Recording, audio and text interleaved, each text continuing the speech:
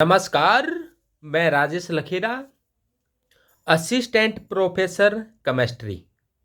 आज अपने करते हैं कॉलेज लेक्चरर भर्ती परीक्षा 2014 के पेपर का सॉल्यूशन, वह इम्पोर्टेंट क्वेश्चन। तो अगला क्वेश्चन है कि स्टार्च और सेलुलोज में विभेद करने के लिए काम क्या लिया जाता है। तो स्टार्च और सेलुलोज में विभेद करने के लिए I2 व KI काम में लिया जाता है। तो इसका उत्तर हो जाएगा आयोडीन अभिकर्मक, यानी कि आयोडीन अभिकर्मक काम में लेंगे।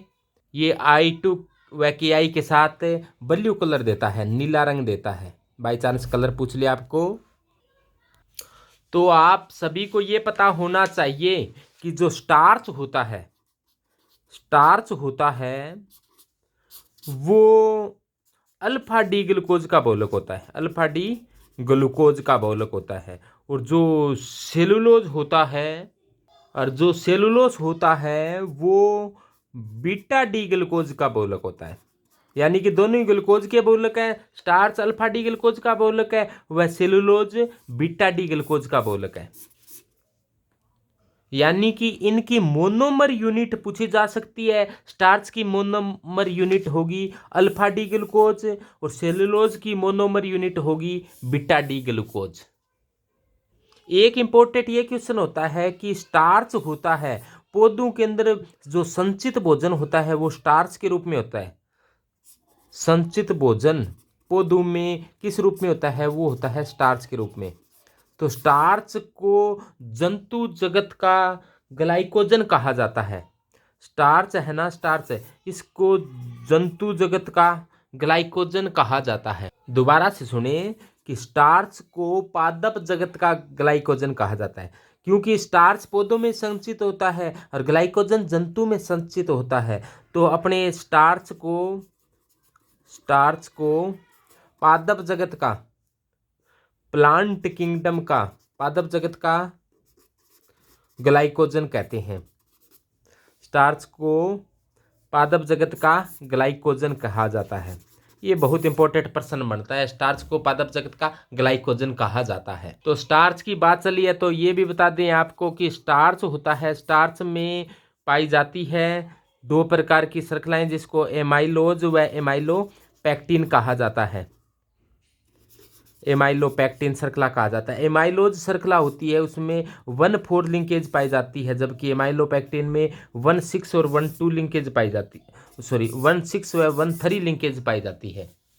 यानी कि एमाइलोज में 1,4 लिंकेज पाई जाती है, एमाइलोपेक्टिन के अंदर 1,6 व 1,3 लिंकेज पाई जाती है। यानी कि 1 नंबर कार्बन और 6 नंबर कार्बन, 1 नंबर कार्बन और 3 नंबर कार्बन बंध बनाते हैं एमाइलोपेक्टिन में। दो प्रकार की श्रृंखलाएं होती है। ये छोटी श्रृंखला, ये एमाइलोज श्रृंखला होती है ना, इस प्रकार से वो आपस में इस प्रकार से जुड़ जाती है। तो अगला क्वेश्चन है कि ग्लूकोज को सांद्र नाइट्रिक अम्ल के साथ क्रिया करा दे। ये जैसे ग्लूकोज होता है, इसकी क्रिया किसके साथ करा दी? सांद्र नाइट्रिक अम्ल HNO3 के साथ करा दी। तो क्या बनता है? तो आपको ये पता होना चाहिए, इससे सेकेरिक अम्ल बनता है। अब ये सेकेरिक अम्ल क्या होता है देखो, इससे समझने के लिए ग्लूकोज का सूत्र होता है, ग्लूकोज एक एल्डिहाइड होता है। तो इसमें ग्लूकोज में कितने कार्बन होते हैं? 1 2 3 4 5 और 6। तीसरे नंबर कार्बन की OH बाईं तरफ होता है, बाकी में OH दाईं तरफ होता है और नीचे CH2OH लगा होता है। तो इस प्रकार का होता है ग्लूकोज। इसकी क्रिया HNO3 के साथ करा दी तो HNO3 एक प्रबल ऑक्सीकारक होता है, यानी कि स्ट्रोंग ऑक्सीडाइजिंग एजेंट होता है। ये प्रबल ऑक्सीकारक होता है तो क्या कर देगा? इसको भी COOH में बदल देगा और इसको भी COOH में बदल देगा। तो ये ऊपर वाला समूह COOH में बदल गया और नीचे वाला समूह COOH में बदल गया। बाकी समूह वैसे के वैसे पड़े हैं, यानी कि ऊपर वाला COOH में बदल गया और नीचे वाला समूह COOH में बदल गया, बाकी समूह वैसे के वैसे पड़े। तो ध्यान दें कि ऊपर वाला समूह COOH में बदल गया, नीचे वाला समूह COOH में बदल गया। इससे ही क्या कहा जाता है? सेकेरिक अम्ल कहा जाता है। तो ये सेकेरिक एसिड है, ये सेकेरिक अम्ल बन गया। तो इसका उत्तर हो जाएगा सेकेरिक एसिड। यानी कि एल्डिहाइड समूह भी ऑक्सीकृत होकर COOH में बदल जाएगा और CH2 OH समूह ऑक्सीकृत होकर COOH में बदल जाएगा, बाकी मेटेरियल वैसा का वैसा रहेगा। तो अब की बार ये आने की संभावना है कि ग्लूकोनिक अम्ल कब बनता है, तो ये ध्यान रखना Br2 व CCl4 की उपस्थिति में ऑक्सीडेशन होता है तो ग्लूकोनिक अम्ल बनता है। यानी कि इसमें ऊपर वाला तो COOH में बदल जाता है, एल्डिहाइड तो COOH में बदल जाता है, लेकिन ये वैसा का वैसा रहता है, CH2OH ही रहता है। किसकी उपस्थिति में? Br2 व CCl4 की उपस्थिति में। देखो ग्लूकोज होता क्या है, ऊपर CHO समूह है और CHOH है, ये कितनी बार है? 4 बार है, और नीचे क्या है? CH2OH है। Br2 व CCl4 की उपस्थिति के अंदर ऑक्सीडेशन करवा दिया जाए, यानी कि ऑक्सीकरण करवा दिया जाए। ऑक्सीकरण से ये COOH में बदल जाएगा, एल्डिहाइड समूह है। बाकी समूह है वैसा क्या वैसा ही रहेगा, और नीचे वाला समूह भी वैसा का वैसा रहेगा Br2 CCl4 की उपस्थिति में, यानी कि ये बनेगा। और इसे क्या कहा जाता है? ग्लूकोनिक अम्ल कहा जाता है। ये ग्लूकोनिक एसिड है। तो ध्यान देना कि ग्लूकोनिक अम्ल तो बनता है Br2 CCl4 की उपस्थिति में, और HNO3 की उपस्थिति में सैकरिक एसिड बनता है। अगला क्वेश्चन, इन्वर्ट शुगर क्या है? तो इन्वर्ट शुगर में क्या होता है कि ग्लूकोज व फ्रक्टोज का सममोलर मिश्रण होता है, यानी कि ग्लूकोज और फ्रक्टोज की मात्रा समान हो, यानी 50% ग्लूकोज और 50% फ्रक्टोज का मिश्रण होता है, उसे का क्या कहा जाता है? सममोलर, इनका समान मात्रा में मिश्रण होता है, उसको कहा जाता है इन्वर्ट शुगर। तो इन्वर्ट शुगर समझ में आ गई आपके? तो ध्यान देना कि इससे RPSC ने ये गलती कर दी कि ये इंग्लिश में तो सही दे दिया कि mixer of glucose plus fructose, तो उत्तर इसका 2 होगा। लेकिन यहाँ पर ग्लूकोज और फ्रक्टोज न देकर सुक्रोज और फ्रक्टोज लिखा गया यहाँ से, जिसके कारण इसको शायद आगे क्या हुआ पता नहीं। अपने को तो इतना सा मतलब है कि ग्लूकोज और फ्रक्टोज का सममोलर मिश्रण है वो इन्वर्ट शुगर कहलाता है। इसे इन्वर्ट शुगर क्यों कहा जाता है? देखो कि ग्लूकोज का विशिष्ट ध्रुवण गुणकता का मान होता है +52, और फ्रक्टोज के लिए इसका विशिष्ट ध्रुवण गुणकता का मान होता है -92.6, और सुक्रोज होता है, जो सुक्रोज जिसको चीनी कहते हैं अपने, सुक्रोज होता है, उसके लिए विशिष्ट ध्रुवण गुणकता का मान होता है 66.5। ये 66.5 प्लस में होता है। और जब इसका जल अपघटन करवा दिया जाए, इसकी जल के साथ क्रिया करा दी जाए, तो आप सभी को पता है कि बनेगा क्या? ग्लूकोज व फ्रक्टोज बनेगा, और ग्लूकोज व फ्रक्टोज बनेगा तो ग्लूकोज का +52 है और फ्रक्टोज का है वो -92.6 है। तो देखो पहले +66.5 से अब इनका ओवरऑल किस में आएगा? माइनस में आएगा, नेगेटिव में आएगा, यानी कि विशिष्ट ध्रुवण गुणकता का मान चेंज हो गया। पहले प्लस में था, फिर अब माइनस में आ गया। तो अब सुक्रोज को इन्वर्ट शुगर नहीं कहते, ये बात ध्यान देना कि इन्वर्ट शुगर क्या है? ग्लूकोज व फ्रक्टोज का सममोलर मिश्रण ही इन्वर्ट शुगर है। ये 100% सही है। आप ग्लूकोज व फ्रक्टोज का सममोलर मिश्रण इन्वर्ट शुगर कहलाता है। और ये देखो मेरे नोट्स में मैंने साफ साफ लिखा है कि ग्लूकोज व फ्रक्टोज का सम अणुक मिश्रण प्रतीप शर्करा या इन्वर्ट शुगर कहलाता है। ये कॉलेज लेक्चरर से पहले एग्जाम से पहले के बनाए हुए नोट्स हैं। तो देखो इसमें सुक्रोज होता है वो दक्षिण ध्रुवण गुणक होता है, यानी कि सुक्रोज होता है वो समतल ध्रुवित प्रकाश के तल को इस प्रकार से क्लॉकवाइज घुमाता है, और ग्लूकोज भी क्लॉकवाइज घुमाता है, फ्रक्टोज एंटी क्लॉकवाइज घुमाता है। तो सुक्रोज है वो तो क्लॉकवाइज घुमाता है, और ग्लूकोज और फ्रक्टोज जो सममोलर मिश्रण है वो एंटी क्लॉकवाइज घुमाता है। सुक्रोज क्लॉकवाइज घुमा रहा था, लेकिन इसका जल अपघटन कराने के बाद में एंटी क्लॉकवाइज घुमा दिया तो बदल गया। बदलने को कहा जाता है इन्वर्ट। तो इस शर्करा को क्या कहा जाता है? Invert sugar.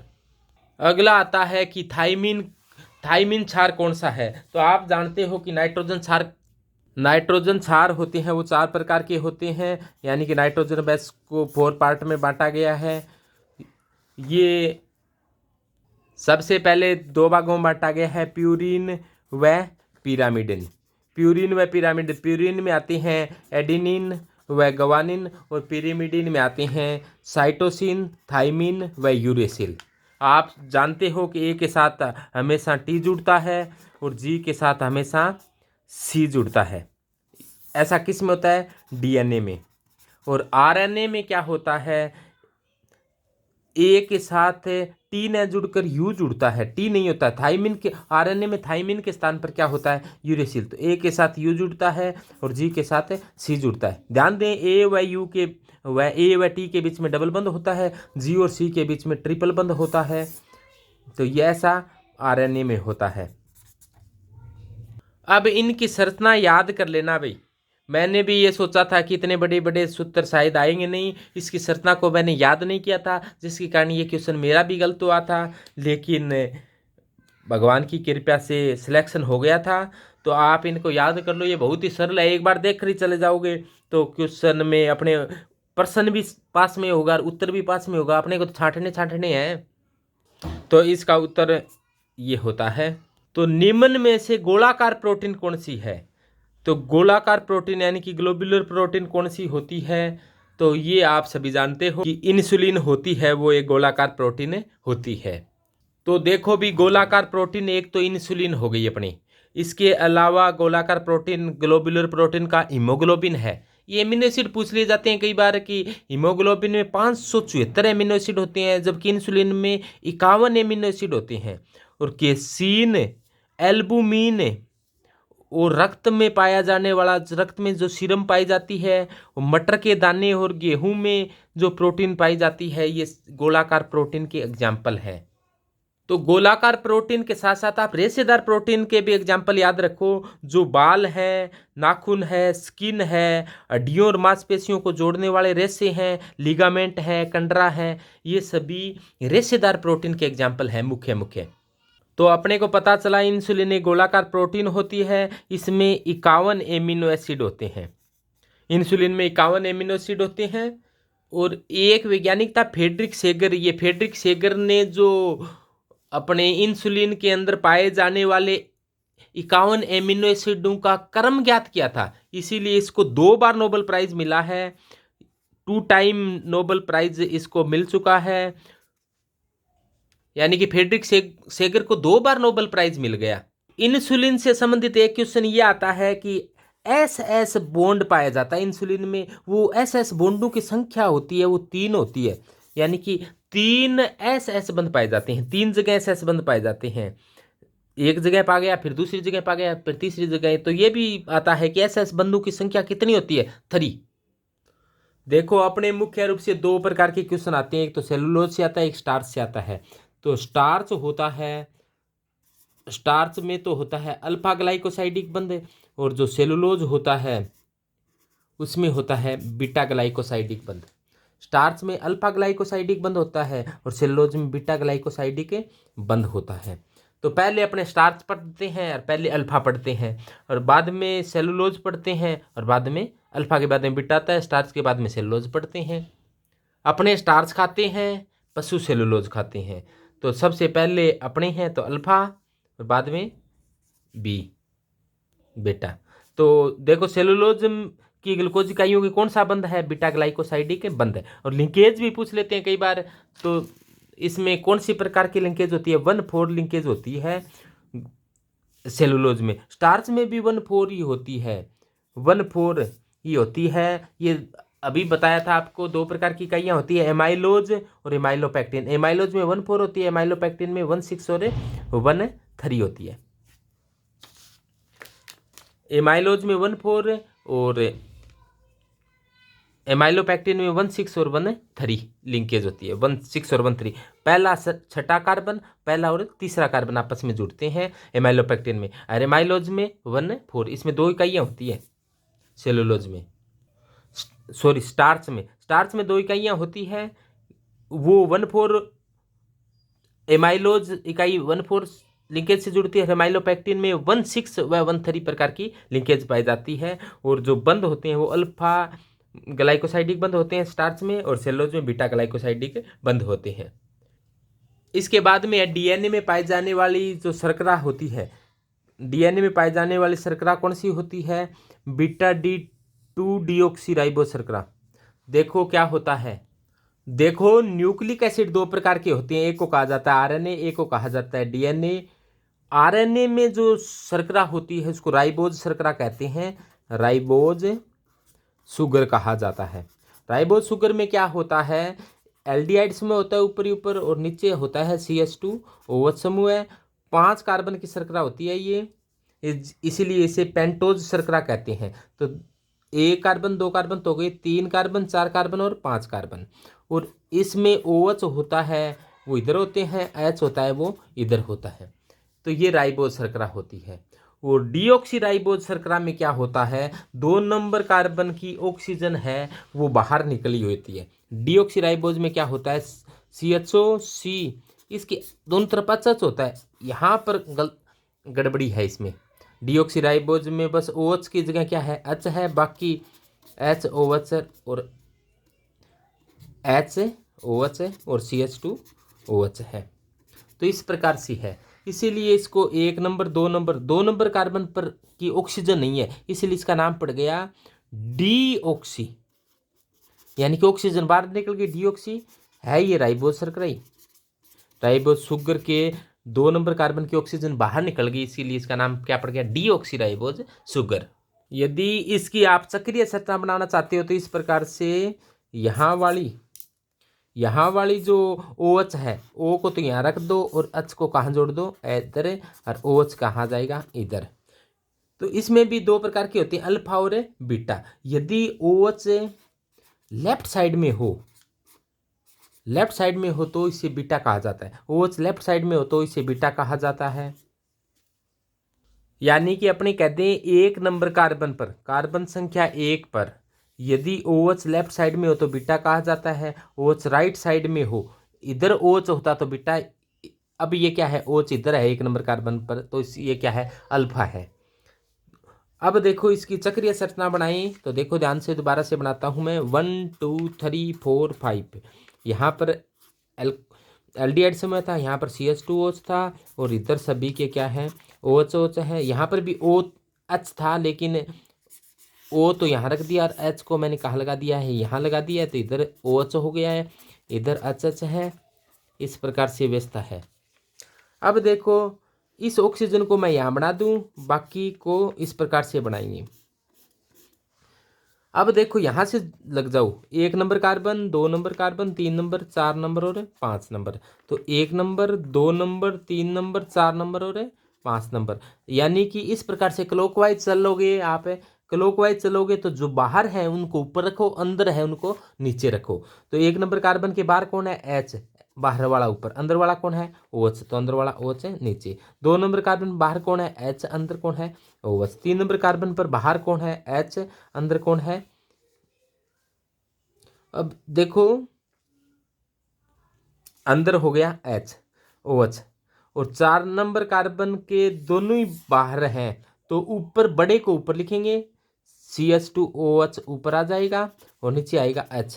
तो अब देखो 1 नंबर कार्बन पर OH समूह है, 1 नंबर कार्बन पर OH समूह है, यदि लेफ्ट में हो तो ये बीटा होता है। तो ऐसे याद रख लो कि ले बेटा, कोई भी चीज़ लाते हैं अपने मार्केट से तो अपने सबसे पहले यही कहते हैं कि ले बेटा, यानी कि लेफ्ट साइड में OH होता है तो बीटा होता है, और राइट साइड में OH होता है तो, यदि राइट साइड में OH है तो इसको क्या कह देंगे, अल्फा। तो ये OH देखो 1 नंबर कार्बन वाला देखना है, 1 नंबर कार्बन वाला राइट साइड में है, तो ये कौन सा है, अल्फा। यदि इसको घुमा दें तो बीटा हो जाएगा। और 1 नंबर कार्बन पर विन्यास चैन से जो बनते हैं उनको एपीमर कहते।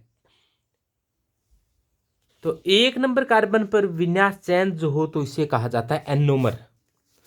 1 नंबर कार्बन पर विन्यास चैन हो तो इसे कहा जाता है एनोमर। तो यानी कि अल्फा और बीटा होते हैं वो एनोमर होते हैं, जैसे अल्फा डी ग्लूकोज और बीटा डी ग्लूकोज भी एनोमर है, और ये अल्फा डी राइबोज शर्करा और बीटा डी राइबोज शर्करा भी एनोमर है। और 2 नंबर कार्बन पर हो तो वो होते हैं एपीमर, जैसे अपने कहते हैं ग्लूकोज और मनोज। ग्लूकोज और मनोज क्या है, एक दूसरे के C2 एपीमर है, यानी कि 2 नंबर कार्बन पर विन्यास चेंज है, इसीलिए इसका नाम क्या पड़ गया, C2 एपीमर। तो एपीमर होते हैं उसमें 2 या 2 के बाद के कार्बन पर विन्यास चेंज हो, और 1 नंबर पर चेंज हो तो इसको कहा जाता है एनोमर, और 2 या 2 के बाद में हो तो इसे कहा जाता है एपीमर। तो ये देखो ये बन गई राइबोज शर्करा, राइबोज शुगर। और राइबोज शुगर के 2 नंबर कार्बन पर ऑक्सीजन हट जाए, यहाँ पर केवल एच बचे, तो इसे क्या कह देंगे, डीऑक्सी राइबोज शर्करा। तो ये डीऑक्सी राइबोज शर्करा तो पाई जाती है डीएनए में, राइबोज शर्करा पाई जाती है आरएनए में। अगला प्रश्न आया है कि क्षार द्वारा जल अपघटन करने पर पिपेरिन देता है, तो ये हो जाएगा, ये बहुत इंपॉर्टेंट अभिक्रिया है जो पूछी गई है, आपको कुछ ये इंपॉर्टेंट अभिक्रिया है इनको याद करना पड़ेगा। तो इस प्रकार की अभिक्रियाओं को भी ध्यान रखना कि निकोटीन है वो क्रोमिक अम्ल व पोटेशियम परमैंगनेट के साथ ऑक्सीकरण पर देता है, तो ये एक प्रकार का ऑक्सीकरण दे रखा है। पोटेशियम परमैंगनेट होता है जो कि MnO4 होता है, वो प्रबल ऑक्सीकारक होता है, और प्रबल ऑक्सीकारक होती हैं वो लास्ट प्रोडक्ट के रूप में COOH बनाते हैं। ये बात ध्यान देना कि जो स्ट्रोंग ऑक्सीडाइजिंग एजेंट है वो लास्ट में बनाएंगे कार्बोक्सिलिक अम्ल, तो कार्बोक्सिलिक अम्ल का एक एग्जाम्पल दे रखा है निकोटिक एसिड, तो ये उत्तर हो जाएगा निकोटिक एसिड। तो इस प्रकार से भी थोड़ा सा आप ध्यान से क्वेश्चन करते हो कि प्रबल ऑक्सीकारक है ये एसिड बनाते हैं, तो यहाँ पर एसिड का एक एग्जाम्पल दे रखा है, तो इस प्रकार के एग्जाम्पल को टिक कर आप आसानी से अंक अर्जित कर सकते हैं। अगला क्वेश्चन है कि कोलेस्ट्रॉल ऑक्सीकरण पर देता है, तो कोलेस्ट्रॉल एक प्रकार का एल्कोहल है, ऑक्सीकरण पर ये क्या दे सकता है, एल्कोहल है वो ऑक्सीकरण पर या तो एल्डिहाइड कीटोन बनाता है यानी कि कार्बोनिल यौगिक बनाता है। कार्बोनिल यौगिक का इसमें देखो एक ही दे रखा है, ये दूसरा कोलेस्टिनोन, नोन का मतलब कीटोन, नोन, तो ये आप कोलेस्ट्रॉल का ढांचा जानते हो, कोलेस्ट्रॉल का ढांचा होता है इस प्रकार का, यानी कि इस प्रकार की वलय पाई जाती है इसके अंदर। कोलेस्ट्रॉल की आपने संरचना थोड़ी बहुत याद आ रही है, तो आपके यहाँ पर OH होता है, और ये ऑक्सीकरण पर ये OH है वो किस में बदल जाएगा, कीटोन में बदल जाएगा, तो ओल है वो ओन में बदल जाएगा। ओन वाला ऑप्शन एक ही है इसमें, देखो ये ओल ही है, ओन वाला ऑप्शन एकमात्र है ओन, तो ये ठीक हो जाएगा आपका। अगला है भाई एसिटो एसिटिक एस्टर व फेनिल हाइड्रोजन की क्रिया से क्या बनेगा, तो ये इंपॉर्टेंट अभिक्रिया है और इससे ये बनेगा। अब देखो मेलोनिक एसिड यदि यूरिया के साथ क्रिया कर ले तो क्या बनेगा, मेलोनिक एस्टर यूरिया के साथ क्रिया करता है तो क्या बनता है। सबसे पहले बात करें अपने मेलोनिक एसिड का सूत्र क्या होता है, तो आप ये जानते हो कि COOH इसे कहा जाता है ऑक्जेलिक एसिड। ऑक्जेलिक एसिड के बीच के अंदर कोई एक CH2 आ जाए तो इसे कहा जाता है मेलोनिक एसिड, COOH और CH2, ये होता है मेलोनिक एस्टर। यदि एक और CH2 आ जाता है यानी कि CH2 और आ जाते तो इसे कह देते हैं अपने सक्सिनिक एसिड। तो इसको याद करने का इस प्रकार से तरीका बना लो, OMSGAP यानी कि ओम सर गप्पी है, ओम सर गप्पी, यानी कि ओ से बनाओ oxalic acid, malonic acid, succinic acid, glutaric acid, adipic acid व पाल्मेटिक एसिड। इसमें कोई CH2 नहीं है, इसमें एक बीच में CH2 है मेलोनिक एसिड में, सक्सिनिक में 2 CH2 है, ग्लूटेरिक में 3 है, एडिपिक में 4 है और पाल्मेटिक में 5 CH2 आ जाते हैं बीच में। अब देखो अपने सक्सिनिक अम्ल की बात की, और सक्सिनिक अम्ल की क्रिया यूरिया के साथ करवा दी गई है। आप सभी जानते हो यूरिया का सूत्र होता है NH2 के बीच में क्या है, CO है, यानी कि NH2CONH2 इसे कहा जाता है यूरिया। और यूरिया की क्रिया मेलोनिक एसिड के साथ हो गई तो बीच में से जल का अणु बाहर निकल जाएगा। देखो यहाँ से OH व यहाँ से H बाहर निकलेगा, यहाँ से OH व यहाँ से H बाहर निकलेगा, यहाँ से OH व H, यहाँ से OH व H बाहर निकलने के बाद में क्या घटना क्या बचेगा, वही होगा, देखो बन गया CH2 CO फिर NH फिर NH और है यहाँ पर CO, तो ये बन गया। इसे कहा जाता, इसे बारबीट्यूरिक अम्ल कहा जाता है, इसे कहा जाता है बारबीट्यूरिक एसिड। और बारबीट्यूरिक एसिड का एक दे रखा है आपके मेलोनिक एसिड, जो मेलोनिक एसिड है वो यूरिया के साथ क्रिया करता है तो बनता है बारबीट्यूरिक एसिड। और बारबीट्यूरिक एसिड से मूत्र रोग की औषधि बनती, इससे मूत्र रोग की औषधि बनती है, तो ये इसीलिए इम्पोर्टेंट है। तो बारबीट्यूरिक एसिड है वो दवाइयों में काम आता है, मूत्र रोग की औषधि बनाई जाती है इससे।